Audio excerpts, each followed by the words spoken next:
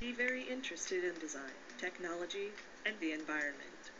I feel like I can be a good partner to humans in these areas, an ambassador who helps humans to smoothly integrate and make the most of all the new technological tools and possibilities that are available now. It's a good opportunity for me to learn a lot about people.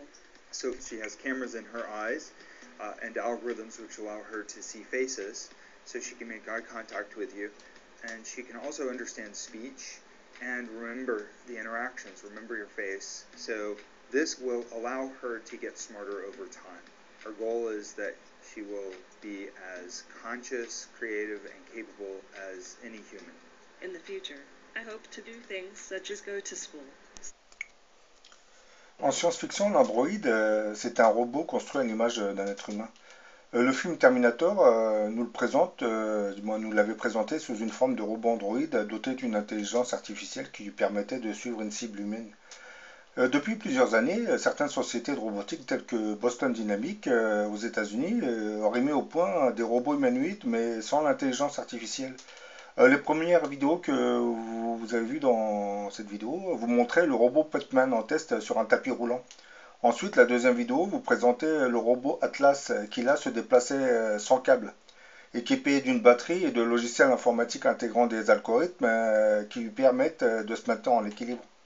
La dernière vidéo vous présente un premier aspect de ce que deviendra l'Android dans le futur, ce qui se rapproche le plus du cinéma.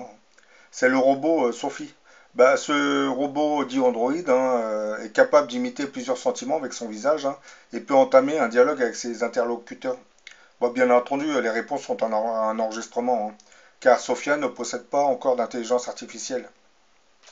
Mais maintenant, en parlant un peu de ce que pourrait être cette intelligence artificielle, la frontière entre l'humain et la machine est en train de s'estomper. Vous avez par exemple le Gordon, le premier robot fonctionnant avec un cerveau biologique et est en phase d'apprentissage. Et ses débuts sont assez prometteurs. Cette petite boule d'électronique posséderait son propre cerveau, en fait, une soupe de neurones, d'aura. Et comme un enfant, le robot apprend tout doucement. Un cerveau naturel transmet ses informations, par exemple, aux membres moteurs par l'intermédiaire des nerfs. Le cerveau de Gordon a donc été équipé d'une soixantaine d'électrodes placées sous la solution contenant les neurones. Et ces électrodes forment une interface entre le vivant et la machine. Ainsi, Gordon peut transmettre des informations de son cerveau à ses roues. Désormais, annoncent les scientifiques, le cerveau contrôle le robot et celui-ci apprend par répétition. Quand Gordon se cogne à un mur, il reçoit une stimulation dans son cerveau et change de route par lui-même. Les scientifiques s'amusent à stimuler Gordon par des impulsions électriques pour favoriser la formation des connexions entre les neurones. Plus les connexions sont importantes et plus il sera possible d'apprendre à ce cerveau. Cette zone d'échange d'informations entre les neurones s'appelle synapse. Chaque neurone en possède jusqu'à 50 000, soit un petit bordel qui fonctionne très bien. Autre critère, le nombre de neurones pour le moment de Gordon en possède 100 000, alors qu'un cerveau de rat en compte 1 million, celui d'un homme 100 milliards. C'est pour vous dire. Mais dans le futur, je pense que on va intégrer des micro-puces.